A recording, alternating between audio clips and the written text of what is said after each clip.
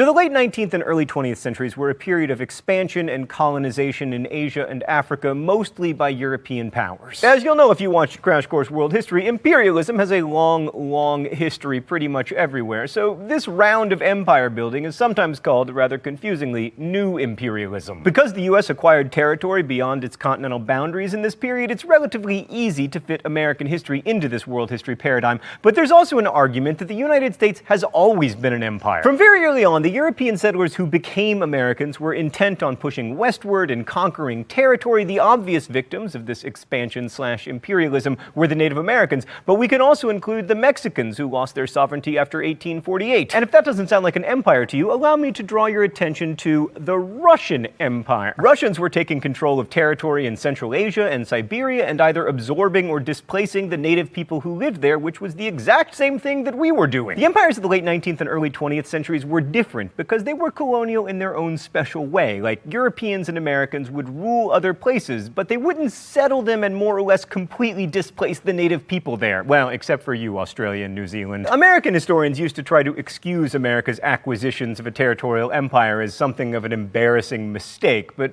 that's misleading because one of the primary causes of the phenomenon of American imperialism was economics. We needed places to sell our amazing new products. And at the time, China actually had all of the customers because apparently it was opposite day. It's also not an accident that the US began pursuing imperialism in earnest during the 1890s, as this was in many ways a decade of crisis in America. The influx of immigrants and the crowded cities added to anxiety and concern over America's future, and then, to cap it all off, in 1893, a panic caused by the failure of a British bank led the US into a horrible economic depression. A Great Depression, but not the Great Depression. It did, however, feature 15,000 business failures and 17% unemployment, so take that, 2008. According to American diplomatic historian George Herring, imperialism was just what the doctor ordered to help America get out of its depression.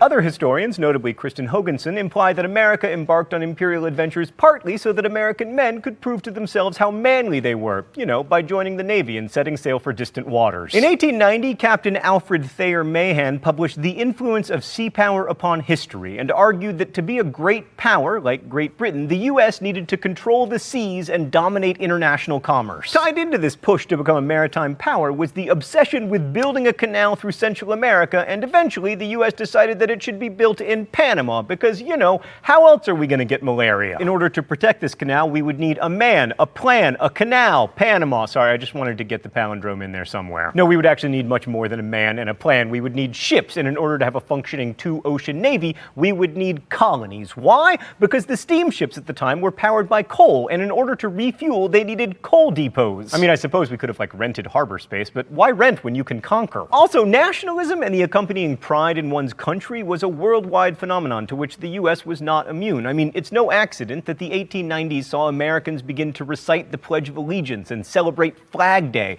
And what better way to instill national pride than by flying the stars and stripes over Guam. So pre-Civil War attempts to expand beyond what we now know as the continental United States included our efforts to annex Canada, which were sadly unsuccessful, and also filibustering, which before it meant a senator talking until he or she had to stop to pee, was